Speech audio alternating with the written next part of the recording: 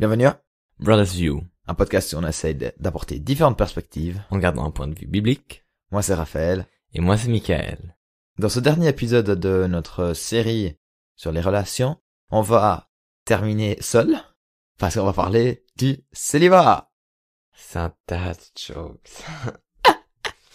Oh. Bravo. Donc, je vais vous dire, vous tous qui êtes célibataires, félicitations, vous avez été choisis pour servir le royaume de Dieu. Et pour tous ceux qui sont en couple, vous étiez choisis pour servir votre copine et Ou votre votre femme.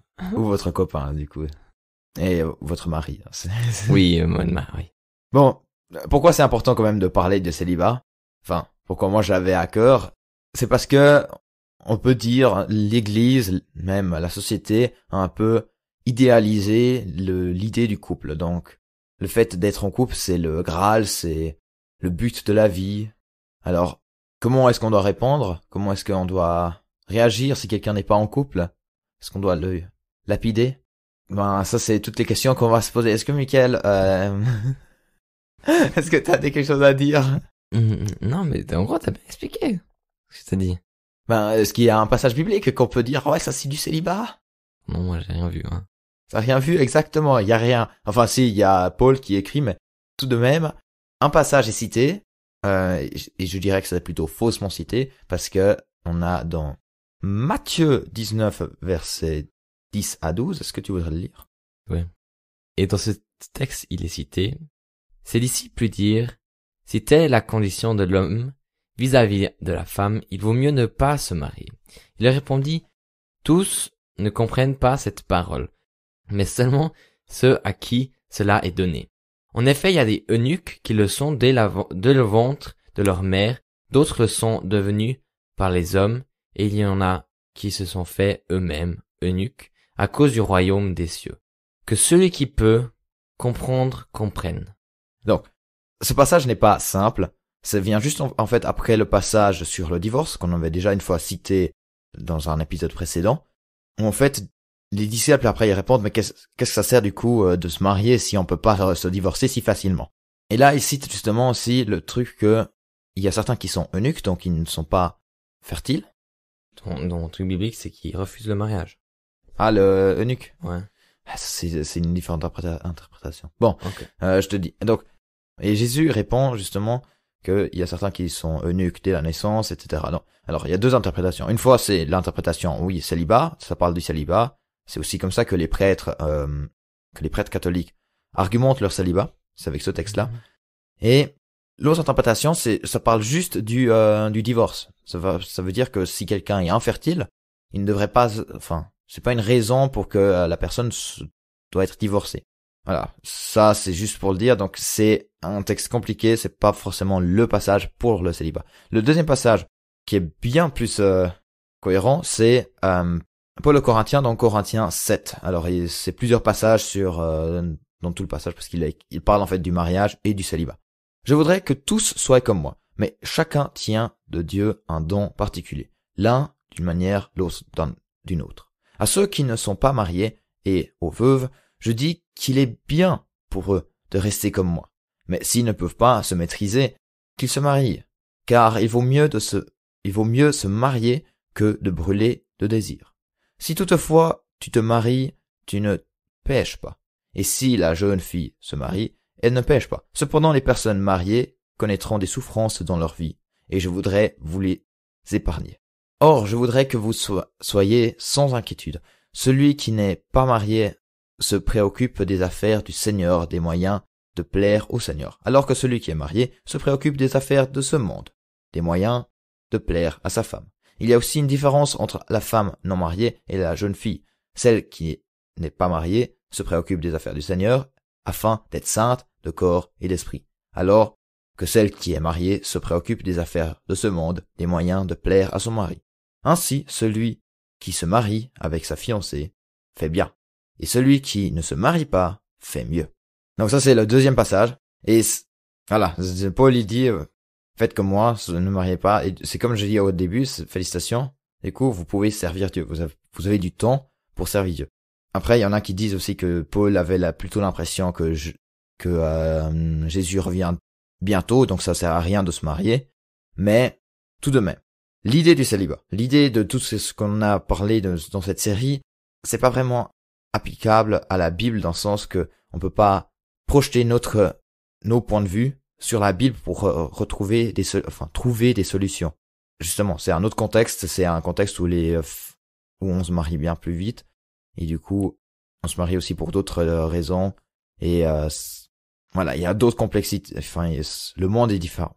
Voilà, donc la Bible nous répondra pas vraiment pourquoi est-ce qu'il faut être célibataire ou bien pourquoi qu'est-ce qu'il faut penser. Du coup, faut penser plutôt de manière philosophique, mais quand même comparer avec la Bible le mieux possible pour trouver une solution avec ça. Michael, j'ai beaucoup parlé.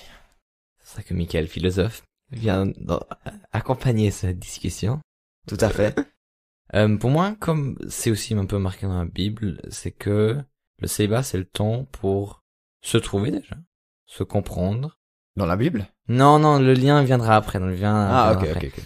Je m'excuse, c'est pas dans la Bible que c'est marqué ça, mais dans le sens que pour moi, c'est quelque chose qu'on peut comprendre, qu'on peut apprendre à se comprendre soi-même, se trouver un peu, et trouver aussi la relation avec Dieu, et puis vraiment aussi pouvoir servir avec plein cœur Dieu et sans avoir une distraction, on va dire. Bien qu'il y a tout plein de distractions qui peuvent se faire, mais c'est clair, il y a une responsabilité de moins, donc il y a une personne de moins à gérer. Voilà. C'est ça. Parce que on va pas dire que le mariage c'est une distraction, dans le sens que c'est quelque chose d'autre où tu dois donner ton temps et de ton énergie. Et puis je pense que pour le célibat, c'est pour moi un moment où tu peux vraiment aussi profiter pleinement de toi-même, on va dire. De tes pensées, de ce que tu veux faire, de tes envies, dans le sens des bonnes envies, on va dire. Et aussi du temps que tu peux offrir à Dieu, dans le servant, dans des projets ou dans d'autres choses. Il y a X manières de le servir. Mais je pense que c'est vraiment ça pour moi. Je vois ça comme oui, je pense que c'est un truc, c'est une étape positive, on va dire. Oui. Et si on veut aussi penser de manière eschatologique, je crois que c'est ça, de manière qu'est-ce qui se passe après la mort, c'est que le célibat, c'est vivre en fait déjà le ciel, vivre le paradis sur terre. Parce que au ciel, comme on avait vu une fois dans un épisode où Jésus dit, il n'y aura pas de mariage. Enfin, c'est ça le célibat. C'est de vivre son mariage. Donc, c'est déjà vivre ce qui va se passer après. Et moi, j'avais aussi dit que la dernière fois, la famille, ça peut aussi se penser en église. Donc, c'est aussi important que, en tant qu'église, on puisse bien intégrer les personnes célibataires, parce que, oui, dès qu'on n'a pas un groupe, dès qu'on est un peu, dès qu'on est un peu un étranger de la communauté, c'est difficile de s'intégrer. Et c'est là où les autres personnes doivent faire un peu l'effort de se dire, je vais parler avec la personne, ou comme ça. Alors, je veux pas dire que tout le monde doit être ami avec tout le monde, mais tout de même faire attention à des nouvelles personnes, les intégrer si possible. Et certains célibataires diraient ouais, alors de toute façon, au mariage, je résous des problèmes qu'avant je n'avais pas. T'as jamais entendu ça? Ouais. Dans le sens que les problèmes, il y a des problèmes qui se créent parce que tu t'es marié. Ah oui. Ok, oui, je vois, oui, je comprends la question, oui. Donc, est-ce que ça c'est un point légitime pour dire le célibat c'est bien mieux que le mariage? Enfin, moi je trouve que c'est rabaisser c'est une simplification horrible du mariage ou bien du célibat, quoi. Je pense qu'il faut mettre les deux au même niveau. C'est pas qu'il y a pas, tu deviens pas, on a dit au début, tu deviens pas une personne meilleure ou tu t'as pas un level up si si t'es marié ou si t'es en couple. C'est pas une étape qui t'amène à une meilleure personne. Il y a pas de achievements qui vient. Il y a pas de unlock unlock next level. Non, il y a pas ça. Puis je pense que c'est dans le sens que tu n'es pas quelque chose de plus, où tu n'as rien, ou certes avec le mariage tu as une personne de plus à côté de toi, mais c'est pas quelque chose qui va on va dire, si tu trouves ton plaisir là-dedans, ou si tu recherches ton plaisir dans le mariage et tu te dis je vais être que heureux si j'ai un mariage, ou je vais être que heureux si je suis célibataire, t'as mal mis ton focus. Tu peux trouver du plaisir dans le mariage, Mais ça Comme doit dans être- le célibat. Voilà, comme dans le célibat. Ça doit être à travers Dieu, mais dans le sens que faut pas dire, ah, si je suis célibataire, je serai heureux, ou ah, si je suis marié, je serai heureux. Non. Mais je pense que c'est surtout ça qu'il faut dire, il faut mettre au même niveau, parce que je veux dire, de toute façon, t'auras tous les moments, comme célibat ou comme marié, t'auras des challenges que tu dois faire face. Mhm. Ouais. Et ce que j'avais trouvé intéressant, dans mes recherches, j'ai vu un YouTuber non chrétien, mais qui est quand même assez connu. Il a dit, je vais toujours garder le célibat. Dans le sens, le concept du célibat.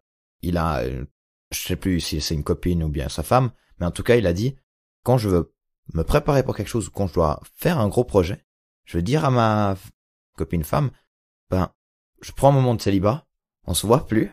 Enfin, on se voit plus. C'est un peu dans le sens, on se prend plus forcément du temps pour l'un l'autre, mais je me focalise sur. Alors, est-ce que ce trend va augmenter? Aucune idée. Mais voilà, le célibat, c'est pas juste t'es seul. C'est comme on l'a dit, t'as le temps pour te retrouver, pour aider les autres ou bien pour t'aider toi-même.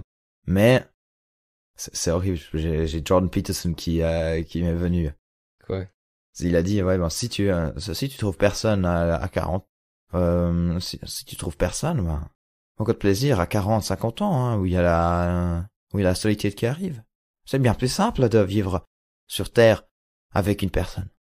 Je crois que c'est pratiquement ça. Je suis là. Oui, il a raison. Mais c'est là où c'est important d'avoir une communauté. D'avoir une communauté, c'est Oui, je comprends bien que c'est comment tu dire ça, mais d'un côté, je pense que comme on est tellement, je crois que chacun a un peu ce désir d'avoir quelqu'un ou quelque chose à côté de soi. Ou je pense surtout quelqu'un parce quelque chose. Je veux dire, quand tu vas dans une communauté, c'est pour rechercher des gens qui pensent comme toi. Ouais.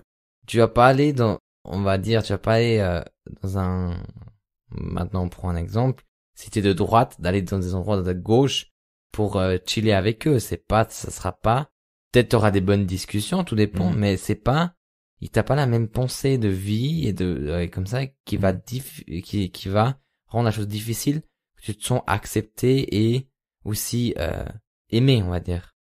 Et je pense que c'est un peu ça le truc, c'est que beaucoup ils recherchent un peu être aimé, accepté et avoir une personne qui est à côté de lui ou d'elle, pour directement avec des défis prendre contact avec lui puis avoir quelqu'un qui t'encourage dans ces moments-là.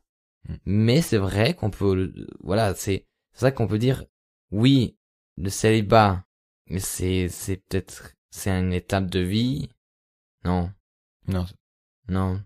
C'est pour ça qu'on pourrait dire que le célibat à travers ces pensées-là, on pourrait dire à travers ça que le célibat est une étape de vie qui amène au couple. Mais je pense que le focus à poser, c'est comment je trouve cet amour et cette confiance, cette intimité, personnellement déjà, et avec Dieu. Ouais. Parce qu'en théorie, ouais, je sais pas. Mais surtout en Dieu, dans le sens parce que toute personne peut faillir, peut ne pas nous aimer ou tout d'un coup ne plus nous aimer. Voilà, c'est ça. Puis je pense à travers ces pensées ou à travers cette envie ou ce désir qu'on a, on a toujours l'impression qu'il faut être en couple pour être heureux ou il faut avoir quelqu'un à côté de soi. Moi, il y a aussi beaucoup la société. Oui, mais c'est la société est poussée à cause de ce désir-là. Je veux dire, si on trouverait ça nul, la société pousserait pas à ça. La société, elle reflète ce que nous on pense. Tout à fait. Et puis surtout, collectif. Je crois qu'on serait plus là sur Terre, quoi. C'est un peu ça. C'est un peu ça. Mais c'est vrai que c'est aussi très difficile de dire que c'est pas une étape de vie. Je réfléchis quelquefois, je dis, est-ce que c'est pas une étape de vie, là, le célibat et un genre de préparation pour le couple. Ben, justement, c'est le point de vue que tu prends parce que justement, le célibat, tu prends du temps pour toi. Et du coup, si tu prends du temps pour toi, c'est positif pour tout. Si tu prends du temps avec Dieu, c'est positif pour tout. Parce que tout d'un coup, tu deviendras une meilleure personne, on espère. Et du coup, c'est positif pour ton entreprise, ton travail, tes amis. De dire, justement, le célibat, même, éventuellement, tu le vis aussi dans le couple. Ouais. Juste le concept de dire, je prends du temps pour moi. Oui. Et c'est difficile de le voir comme, oui, tu peux le voir comme une étape, mais c'est un point de vue, quoi. C'est C'est pas, ça, oui, bien sûr. Je dis pas que je dis pas que c'est un point de vue qu'on peut vite retrouver dans cette pensée. tout à fait, tout à fait. Et que je trouve justement dangereux parce que si c'est, justement, sinon on le voit après le célibat, juste le level à accomplir, quoi, de courir sur plateforme, de plateforme à plateforme jusqu'à ce qu'on arrive à tuer le boss qui est, je sais pas, le père de la femme ou de la copine. Euh, enfin, la vie est bien plus complexe pour que dire le célibat, c'est juste une étape, c'est plus. Mhm. Mais bon, peut-être vous entendez que c'est pour nous aussi des pensées un peu qui sont pas très claires, Plus difficile aussi. plus difficiles. On espère tout de même que ça peut vous faire réfléchir à tout point de vue. Peut-être vous avez des raisonnements qui sont bien mieux que nous. Écrivez-nous. Mais moi, je pense un truc qui me vient d'arriver, c'est que en tant qu'être humain, on pense quelquefois trop petit. On essaie de catégoriser. Oui, on essaie de faire des tout. stéréotypes. Voilà, on essaie de tout mettre comme achievement. Tout c'est des achievements. Tout c'est Un to-do list. Ouais, un peu une to-do list. Notre vie, c'est une to-do list. Tu as travaillé ça, tu vas à l'école, t'as terminé l'école, tu vas faire tu continues, tu étudies. Après, tu travailles, tu trouves ta femme, tu trouves ta copine, tu te maries, t'as des enfants, t'es retraité, tu meurs. C'est un peu la to-do list qu'on a, l'idéal. Et j'ai quelquefois l'impression que nous, comme êtres humains, on pense quelquefois trop petit dans le sens que on a peut-être limité notre vie dans la façon de vivre. Ouais.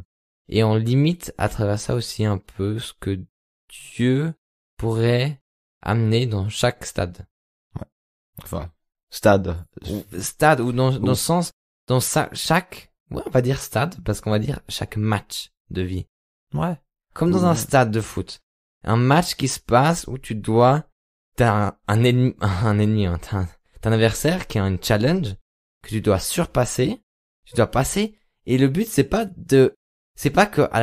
comme une Champions League où à la fin tu es à la finale puis tu reçois ta copine. Mais en gros le but c'est de gagner ces matchs et glorifier Dieu à travers ça. Ouais. Et qu'est-ce que ça veut dire de gagner ces matchs et avec qui et comment? C'est pas nous de dire, mais c'est à Dieu. Et je pense que c'est ça qu'on oublie. C'est qu'on limite Dieu dans les choses petites. On essaye de garder notre stéréotype de vie. Mais ça veut pas dire qu'il faut pas vivre comme ça, mais ça veut dire qu'il faut que le numéro 1, que ton entraîneur soit Dieu. Et c'est lui qui donne la tactique. Preach it. Non, mais c'est hyper bien, sérieusement. Ouais, preach it. Mais, enfin, juste, pour réfléchir encore un peu, le bon mot, stade, est-ce qu'il y aurait un mot pour dire, c'est, parce que c'est le moment de vie. Moment de vie, mais en même temps, moment, c'est quelque chose qui avance. C'est pas assez actif, justement. Saison, tu pourrais dire saison, mais ça veut dire que saison, ça veut dire que ça change automatiquement. Non. Éventuellement, ça change pas. Mais tout de même, tu dois être actif. Tout ça veut dire changer. C'est-à-dire, tu non, changes mais tous les jours. oui, bien sûr, mais saison, c'est presque comme, enfin, ouais, bon, ce mot est était bien trop utilisé.